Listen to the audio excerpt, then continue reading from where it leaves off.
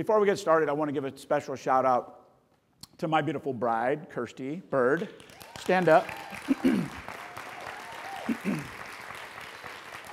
There's always a powerful partner behind anybody you see in front of you, right? So, baby, I love you. Thank you for being there.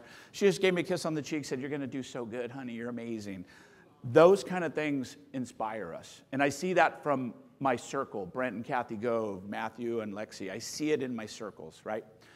So they had me on the calendar to speak a little bit today. So I thought, what can I do to impact you the most today?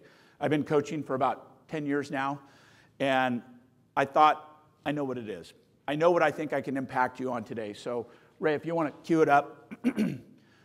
What I want to do today is talking about mastering the emotions of prospecting, right? I told you it was the big rock. It's the green on your calendar. It's the thing that makes the most importance in your business.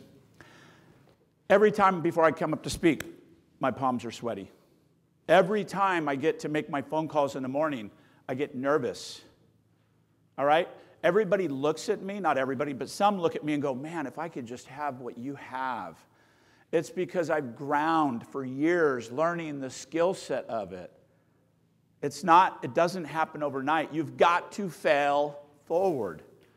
And so if you leave anything today, just write down, fail forward. Be willing to fail enough that you can fail forward into your dreams of what you want to accomplish. So today I'm going to be talking about the mindset, and I learned this really from Tom Ferry. I had success in my career, in different measurements. But really when I joined the Tom Ferry organization, started coaching for Tom, big shout out to Tom. Bill Pipes was my personal coach.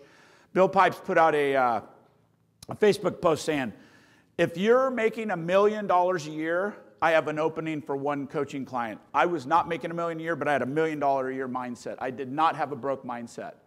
And I called him and I said, "Hey man, I know you probably have other candidates. I'm not making $1 million a year, but I have a track path record to show you how I can make $1 million a year."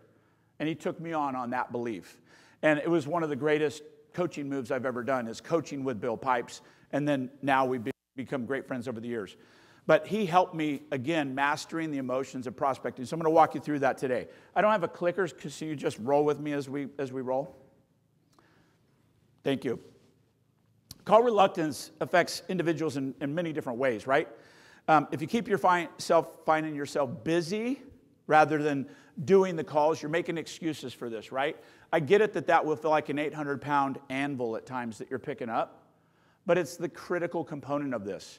Even if you're new to the real estate space, you have to carve out an hour a day for prospecting, or the equivalent of that 5 hours a week. That's the minimum, right?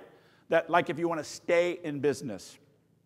And we have a rule where if you do 2 hours a day, you could thrive in business. You do 3 hours a day, you will dominate in your businesses. And be honest with me now. How many people are prospecting 1 hour a day? Okay, good. Keep your hands up if you're doing 2 hours a day. Keep your hands up if you're doing 3 hours a day. Just freeze. Keep your hands up. Look around, everybody. Look around, honestly. I recognize one in the back, Tom Daves. Success Leaves Clues. #1 KW agent in the world, 7 years. He's going to be up this afternoon after lunch. I see a couple others. They understand. Clark Broom's built a massive organization outside of real estate. Success leaves clues. These are really important. So it's that sinking feeling in your stomach, the butterflies. All that stuff's natural. It's a fight or flight, right? That's what's going on. It's a fight or flight for you. Embrace that suck. Just embrace it and understand that what you want in life is just beyond that fear. So I want you to be bold today. I want you to think about contribution, not selling. Because when we put it in a frame of a mindset that we're trying to sell somebody something, we get in a different posture. But if you're coming from a place of contribution, I'm going to prove it to you today, then it's a different place that we live in. Next slide, please. So believe in yourselves, #1. Right? That mindset. Moving that 12 inches from your head to your heart. Getting in a place of true contribution where it doesn't matter if you're calling it expired, you are acting in contribution. If you come from a place of me, it's going to come off that way. It just is. Right? So even though I sound like, some kind of animated character today because I screamed so loud during our whole session yesterday, it was awesome. But I really want you to think about this. You have to believe in yourself that you can get through it. You have to believe in yourself that you're not going to die. Sometimes that anxiety and that feeling can make you feel real emotions in your body. That's natural. We all have it. I got it before I came on stage today because I want to impact you and I want to have an influence on you to help you move from A to B to C to D in your businesses. I can't do that if I don't bring my A game, right? So that's why your body gets nervous. That's why you get a little scratchiness in your voice. Repetition will help that. I can jump on a stage anywhere in the nation and talk to 300 to 500 people without preparation, and I can crush it right now because I just have a confidence about it. I have an ability to deliver that message, and I have a belief in the content that I've talked about over time to do that. Right now, I can do it in Detroit. I can do it in Canada. It doesn't matter, right? What's important to understand is it didn't look like that in the beginning. The same thing's going to be for you when you make your first couple phone calls. It doesn't matter if you're trying to attract agents to your team or your organization. It doesn't matter if you're trying to attract expireds or FSBOs or whatever it is in your business. I think bonus session, one of the most opportune things you could do in your real estate business right now is unsolicited CMAs. You'll hear this, you'll hear me talking about this on my podcast, YouTube's, everything.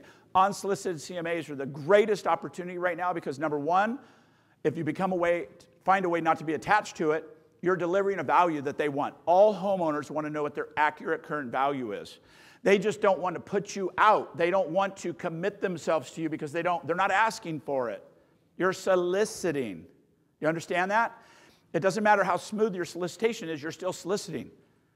And I could change one script and change this. And so the difference in the script is by saying, for instance, hey, it's Randy Byrd with ABC Realty. I prepared this beautiful CMA for you. You didn't ask for it, but I'm happy to send it to you. What's your email and phone number or whatever? And they're going to say, I'm good, right? Because they weren't asking for it. It's unsolicited. But what about if I detach myself from the outcome of that? And what about if I go like this? Hey, Mr. and Mrs. Seller. Hey, this is Randy Byrd over at ABC Realty. You didn't ask for it, but I prepared a CMA for you in a broader spectrum of the CMA in your whole neighborhood. And your house is one of the houses I used in that CMA. That's a true story, by the way. You have to use all the houses in that, whether it's sold or not. And you say, with a piece of paper in your hand, metaphorically, hey, I've got this done for you. Would you like a copy of it, or would you like me just to drop it in the trash? And guess what? When we did this survey, it went from like 1 out of 10 to 4 out of 10 people were willing to accept that. That's a 400% increase. That's the difference of a major shift in your delivery because of one little language shift. Do you understand the power of that? So when you start, if you don't understand that, you're going to get crushed. 1 out of 10 are going to talk to you maybe, and 9 out of 10 are going to hang up on you or not want it. So it's that little bit of shift. That's what I want you to think about today is a shift when we talk about this. Next slide, Ray. First reason for rejection. Nobody wants to be rejected. It's an inevitable part of life, right? Especially in sales when you're trying to build new relationships. Fear of being turned down, not liked, not being accepted is overwhelming, and it can convince ourselves not to take the risk at all. You understand that, right? You walk into a bar and you're single and it's full of men and women, and you walk up to somebody and they immediately shut you down. Are you likely to go to the next one and the next one with the same enthusiasm? No, it's not. It's human nature. If we understand that, it's going to change everything. Next slide. So the second reason is fear of failure. Failure to ourselves, failure to the people we care about, which, by the way, they usually are the worst critics, just being honest. My dad, I love him dearly, and he's just a negative-minded, pessimist first.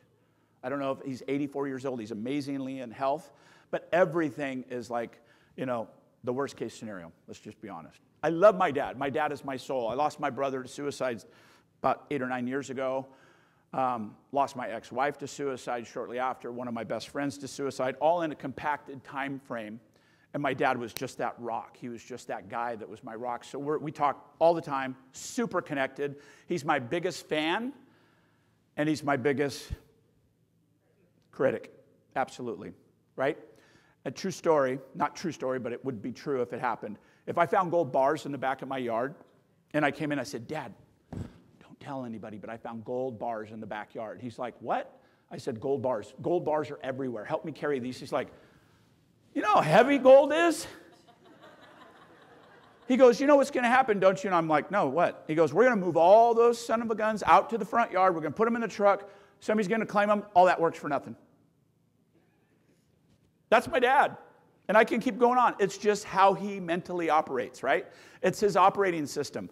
My operating system's different. I love my dad so much I had to have a compliance conversation with my dad. I had a boundary conversation with my dad.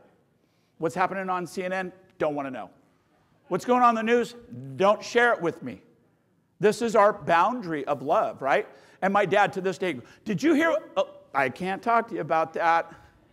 It's a true story. And so I had to take and put boundaries around my own father, the one I love most on this earth, because he's affecting me. So when we look at this fear of failure could be a big deal when you look at your inner circle. Is it your wife? Is it your family? Is it your brother? Is it your co-partners? Is it something, right? So it's a big deal. Make sure you really check this off the list and pay attention to it. Next slide, please. Third reason is fear of being a bother, right? We're over-solicited in this world. Let's be honest. We're over-solicited. It's in the tens of thousands of impressions a day in advertising, in Randy's texts, in Randy's Facebook posts, right?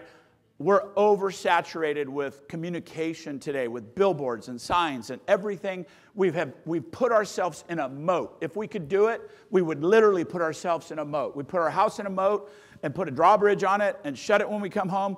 We've done that with caller ID. We've done that with call blocking. We've done that by opening the mail over the trash can. We've done all that. This is what's going on for you. You have to understand that you are now one of those people. Does that make sense? But you have to be able to remove yourself from that to be able to get through the failure to get what you want. And so it's really, really important to think about these 3 items of where you might be falling in for this if you're looking through the breakthrough to the next thing. All right? So, next slide. Harvard College professor once said that young people want to feel they belong more than anything else. The fact is people, if not all, want to feel acceptance, particularly in their circles. They want to belong, but they want to feel acceptance in their circles. How big is your circle? If it's really big, it's harder to get acceptance in that. I believe in like a wild pack of brothers of 5, and we can conquer the world. Right? There's people outside that circle that I care about. Everybody in this room is in my circle. But you may not be in that inner circle where I trust my soul with it yet. Right? Understand that there's importance in that. We all want to belong.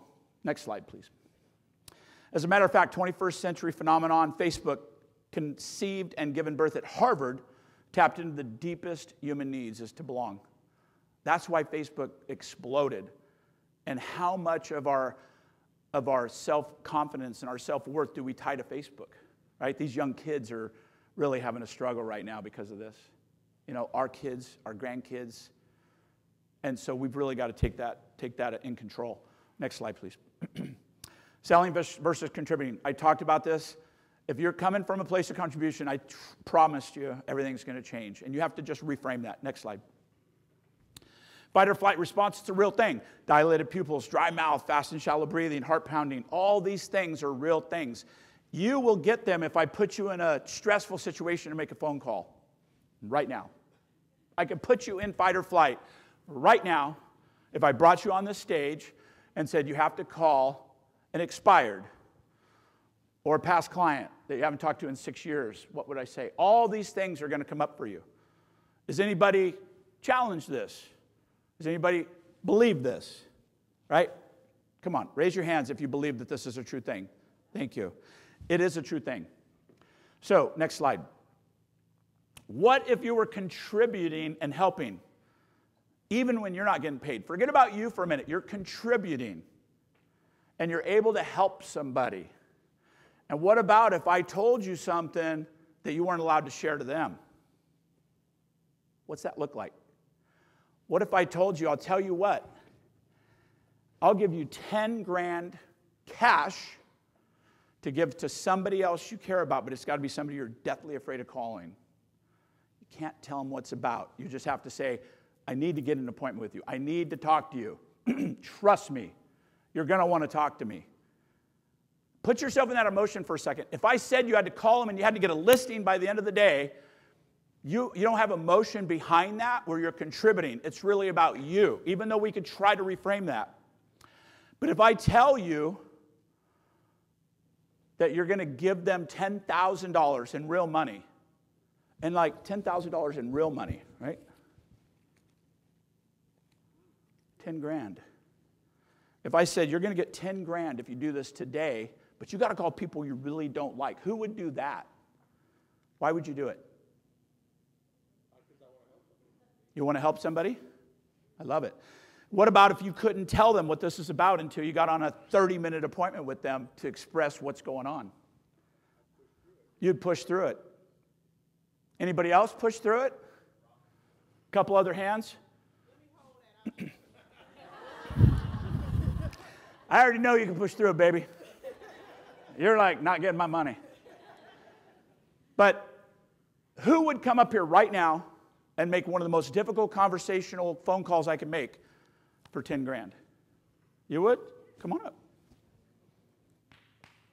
Give her a big hand. Come on.